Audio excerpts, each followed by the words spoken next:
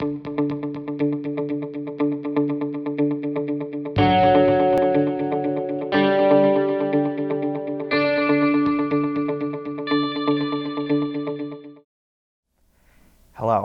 I'm John Torsha, and we're back for another installment of our look at the 2016 election. In today's program, we will talk with Granby Selectman and ELHS English teacher Mark Bale. Mr. Bale is here to speak in opposition to question 2 on the ballot, a proposal to lift the cap on charter schools allowed to operate in the Commonwealth. I should note that representatives in favor of the initiative did not respond to our invitation for an interview. Here today with a representative from the question on whether we should lift charter schools in Massachusetts with my fellow English teacher, Mr. Bale. Thank you for coming on. Thanks, Bale. John. So obviously this is going to be a very contentious, interesting issue. We've heard about it in the school because obviously it's a big education thing. Generally, in summary, what's the main reason why people should oppose this initiative, this measure? I'll just explain it. The question first what it would do is it would lift what's called the cap on charter schools. Right now, there are, there is a cap theoretically, but right now we can add charter schools still. This would basically lift it to the point where 12 charter schools could be added a year. In this case, like right now, there's about 80 charter schools in Massachusetts. Roughly 40,000, I believe, students are enrolled in charter schools. That's the general number. And this would basically in 4 years you could increase that number by half, so you could have over 120 charter schools.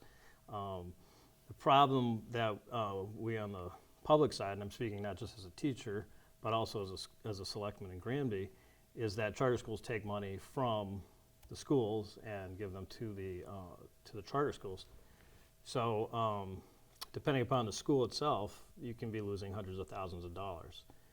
East Longmeadow does pretty well in that they probably lose less than $100,000 to charter schools. The number officially is about 65,000, but we've found, for example, Ludlow, which is about generally the same size as this, loses over $300,000. Yeah, and Belchertown, which is a fairly desirable community and about the size of East Longmeadow. Again, they lose about $450,000 in charters, and that's not mentioning the money they pay to send kids to the regional trade school, which also takes a lot of money from Belchertown. So, and what's been happening at the state level is the school budget from the state, Chapter 70 funds, have not kept up with school expenses. So we're getting squeezed by not getting enough money from the state. This year will probably, because of tax revenue, there'll be cuts in the middle of the year. There've been cuts in the middle of the year, budget cuts from the state for several years now, and there's talk about that's going to happen again this year, which means the money allocated to cities and towns will go down. What happens is that when you add lack of aid from the state, compound it with money going out of the district to charter schools, it really puts a squeeze on the public schools. Yeah, I mean, one of the arguments they've been saying, and one of the biggest issues has been the whole funding thing. Some of the numbers are about $18,000 goes to per pupil cost in a public school, whereas it's only $14,000-ish in a charter school in Massachusetts. So basically, it's about a $4,000 disparity. So they're basically using less money and in some cases having better results. Why would that not be something we'd want to? Well, I would say that you need to look at that equation from two sides. What happens when a student goes to a charter school? The first year they go, the town receives, this charter school receives 100% of the cost. And then all the following years, it's for the next 4 years, I think it's about 25% of the cost leaves the public school district and goes to the charter schools. Now, when you talk about charter schools, there's this, I think it's a misconception to say that charter schools do a better job than public schools. Some charter schools definitely do better than some public schools. I would stack East Longmeadow, Minnetrog, Longmeadow. I'd stack our schools way above what any charter school is doing in the state. But when it comes time to spend money, charter schools often spend more because a significant part of their budget comes from donations. There's a charter school that's pretty effective out in Boston called Match, they're spending 19,000. They're one of the most, in terms of expenditures, one of the highest things. One of the things is they're getting a lot of donations and stuff that, although we get donations often in kind, things like furniture and things, and we certainly get a lot of things from the business community here. It's not at the level that it goes to charter schools. So they're not actually doing a better education with less. They're actually taking the money from us and then, in most cases, spending more on their students. While some of the schools have been maybe not as effective, they did a study at least in the Boston area of the 6 charter schools that are there. Proficiency in math and English went up roughly 25% over the same time period above public school students. So I think especially the pushback from some of the supporters of it, a lot of them say, well, this works in urban areas. So why wouldn't it be effective to expand them at least in urban areas or areas where public school access might be harder? Yeah. The one thing with relying on studies is you have to look carefully at the methodology. If they only looked at 6 schools in Boston, then they probably missed about 35. Because Boston has by far the most charter schools. I mean, Springfield has probably, I believe 2 or 3. Probably Sabbath, Pioneer Valley is not it's in the area. I think that's in Chicopee. Yeah, okay. Sabbath, Renaissance. Yep. Is Veritas? Maybe, yeah. Yeah. Either that or Holyoke. Boston is exponentially larger than Springfield. There's definitely more than 6. But again, when there are schools that definitely do better. How do they do better? They basically do better on tests. They don't necessarily do better on education.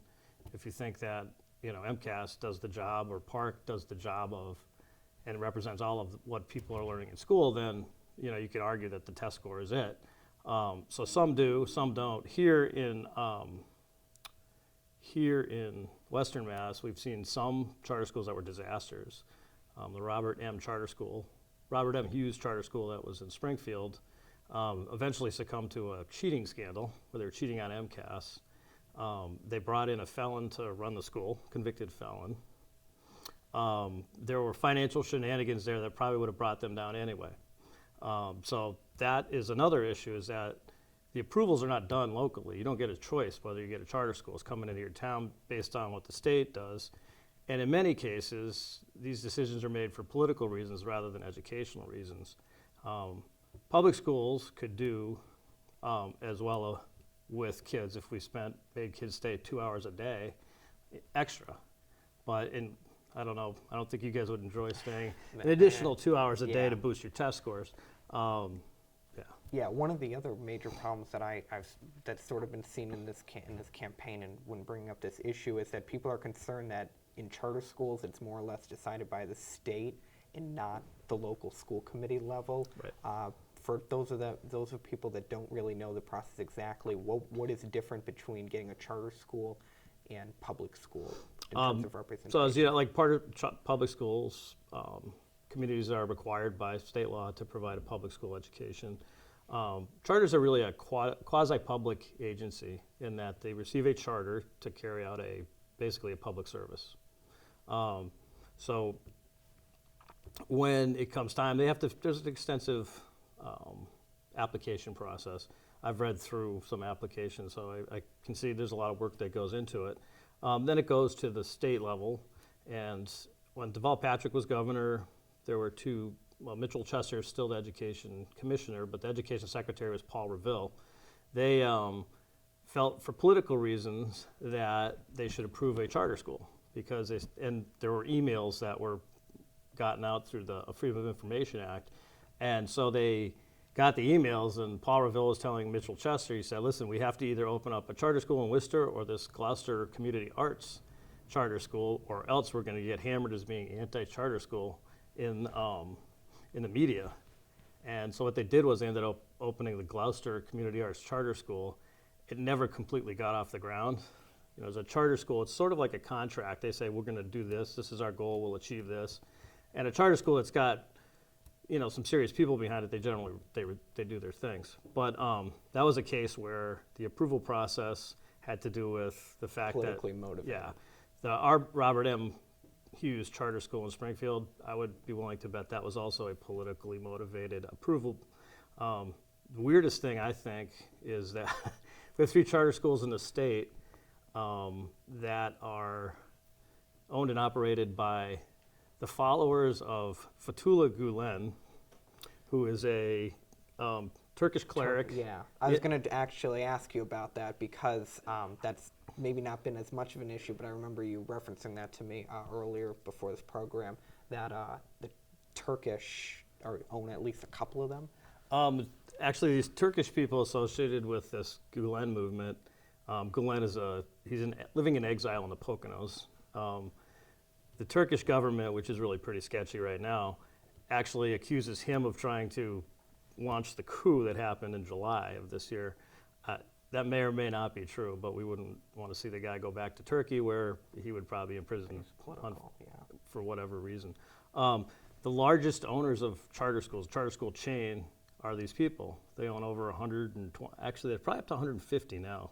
When I started Nationwide? Yeah, nationwide. And we haven't had problems with them here, but in California, disaster. In Texas, another problem. And they're not doing anything, there's no nefariousness about their actual educational mission. They're not trying to turn people into, closet Islamicists or anything like that. But it's just odd that we're outsourcing our education to a kind of like religious political movement from another country That attempted to overthrow their government, potentially. Yeah, so I just find that strange. I don't find it like any more dangerous than some of the people that might apply, but. Yeah, one of the pushbacks that a lot of the Yes on 2 people talk about is that yes, it doesn't obviously involve local school committees wouldn't really have the decision, but at least at the state level, in this state in particular, what they've talked about is that charter schools are much more regulated in this state compared to other states where they could maybe open up and it might be a little bit more sketchy. Here, they have a 1 year, they have to submit something in a year to talk about what they did. In 5 years, they have to reapply. So under that rigidness, yes, there's been some schools that have closed, but by and large, why not sort of expand it under that situation? It's definitely true that Massachusetts has done a much better job at approving charter schools than California, Ohio, Pennsylvania, Texas, Florida, which have they've pursued disastrous policies. In this case, what was the question again? That's okay. About basically here it's better regulated. So the argument that they make is basically, well, it's regulated. We've seen this in tying with the success and tying with the fact that the funding they can generally do it, at least in this case, a little bit cheaper. Why not move forward and do it?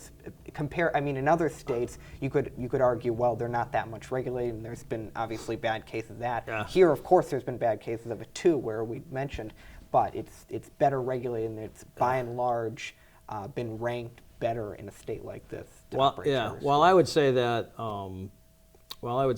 correlation is not necessarily causation, there's definitely a clear relationship between the number of charter schools and the number of problems. Because the more people who come into this, you're going to increase the number of sketchy people coming into this. It's a money-making process, potentially. Massachusetts doesn't allow charter schools to be for-profit. However, charter schools can then be managed by a for-profit company owned by the same principals who started the school. So Sabas in Springfield, which I think is actually a good charter school, is actually owned by a company in the United Emirates, Arab Emirates.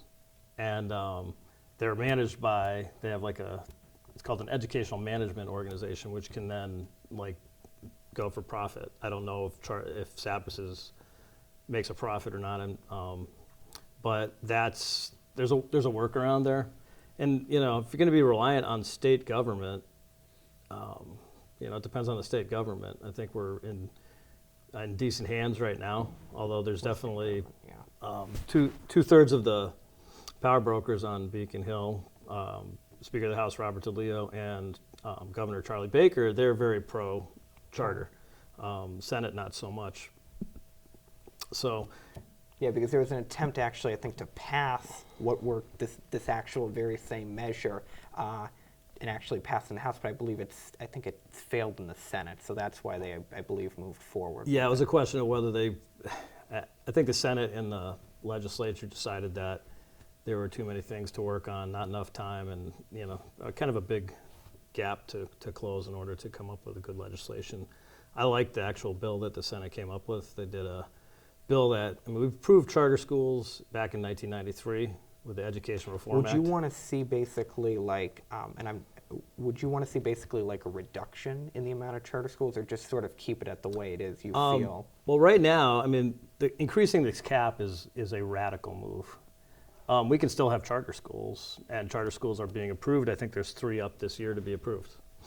So we haven't even reached the cap, but people want to get rid of it altogether. And so basically so it's not only lifting the cap, but it's allowing for forever. Because originally, when I actually first looked at the question, I thought it was just raising it up 12, but I didn't realize it's 12 a year. Yeah, I had to be told that was not correct. Yeah, but 12 years, it could be 144 new schools, Yeah. technically. And this is a radical change in the education policy in Massachusetts without a real, the only policy thing, the only idea behind this is more is better. There are some things that some charter schools have done well. And there's no question about that. And some charter schools, like the Chinese immersion charter school in Hadley, provides an option that is not available in the public Pioneer schools. Valley Performing Arts School does that, because a lot of what they've been talking about basically is that you get to, charter schools were basically began over 20 years ago about inventing and doing different ways of educating students. A lot of them, over 60% of them, extended day, 40% are extended year, a third of them have independent studies, higher education courses, a third of them do that too. So I think a lot of the pushback is we're letting students be a little bit more diverse and going into different, maybe specific fields, whereas in a public school, not this one necessarily, but in a general public school, it's more rigid and they can't really break out and do unique things. And honestly, there's no reason why that can't happen in a public school. I have twins that are 12th graders now in Granby, and one of them's fully enrolled at Hoyle Community College while she's a senior in Granby. I know we have students here that do that. Yeah, there is a program. So there's that that. goes on right now. They were supposed to be innovative. Charter schools are supposed to be innovative, and extending the day is not really all that innovative. Extending the year is not that innovative. Other thing, kind of one of the uglier things about charter schools, not all of them, but a significant number, is something called no excuses discipline. And Would this be for teachers? No, this is for Or students. Oh, okay. So what happens is that they get some extraordinarily high suspension rates. So if you don't walk in the right line, you could get a demerit. The no excuses is very micromanaged, and as a consequence, the suspension rates in those schools are really high. Another thing about the charter schools that was an issue a few years ago, but has kind of dropped off the map, is that there's a severe amount of attrition in a grade. So like your class of 2017, if you had started in 8th grade at a charter school, by the time you were a sophomore, you probably wouldn't be at that charter school anymore. So they would lose progressively by senior year, instead of having basically, like if you're there from 8th grade to, say, graduating senior year, you could see the grade dramatically change by more than 50%.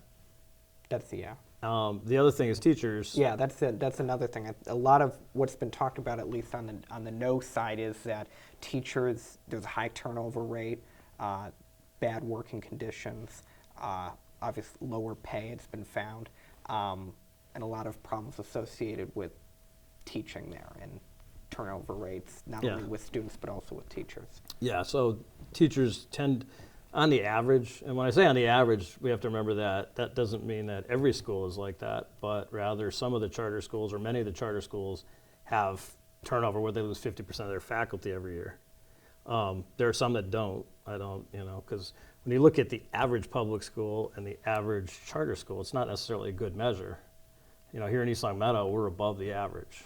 I don't think there's a charter school that probably matches us in terms of what we get. Because typically, I think in Western Mass, if I'm not mistaken, it's usually Long Meadow, Minnechaga, East Long Meadow, and then sort of the other public schools as well. But we usually are ranked higher than them. Yep, exactly. So to compare what comes out as like the test average of public schools versus the test average of charter schools is not so good.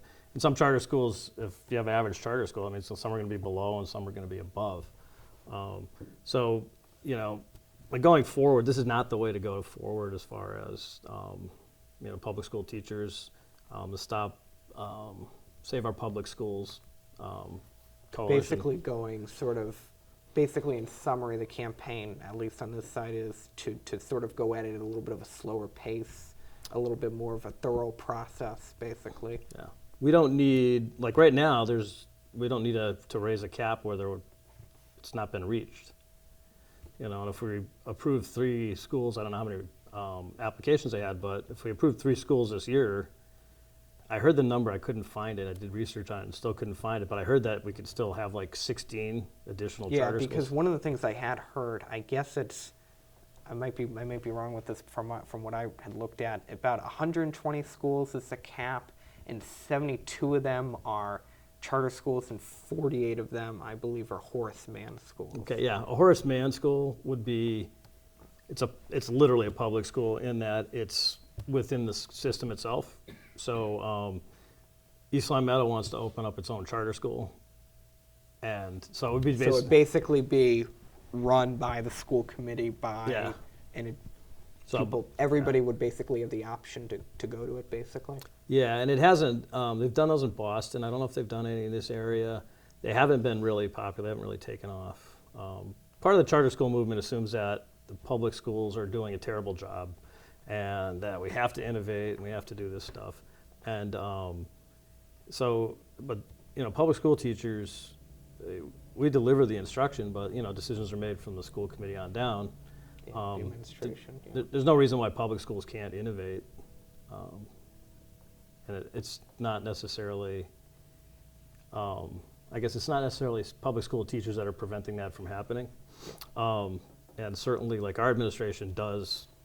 We're always doing new things. Innovative things, yeah. Because I know we just recently changed the schedule, and we've been doing different things like that, changing things around. Today we're doing this senior or classroom advisory with our homerooms. Yes, that's actually happening, G Block, yeah. Yeah, so these things are, they're happening. I would say, I would advise people to, unless they're strongly in favor of charter schools at any cost, I would say, vote no. Yeah. And like any ballot initiative, if you don't know enough, just vote no.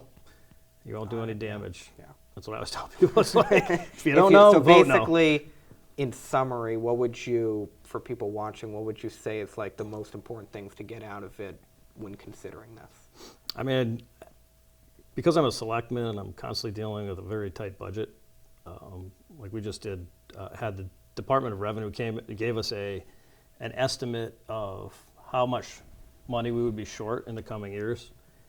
And because, Granby's it's on the poorer side of things. I think we're going to be looking at a shortfall of about $1.4 million.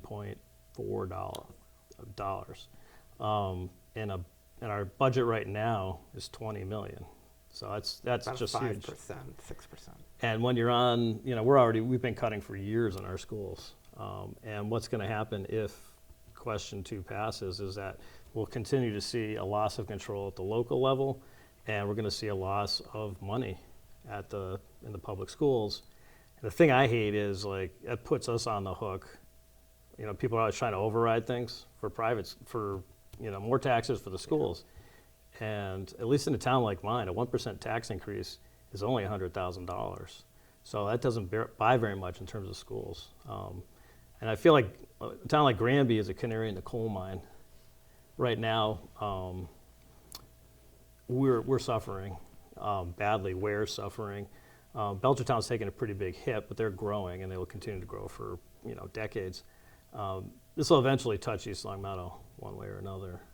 So from a taxpayer's point of view, I think it's best to vote it down. If you believe in local control and keeping control of education at the local level and not giving it to politicians at the state level, I think that's another reason to vote no. Most important thing to remember, though, is it's not for or against charter schools. The question is really about, do we radically increase the number of charter schools in the state? Mr. Bale, thank you very much for Thanks, coming John. on. Good interview.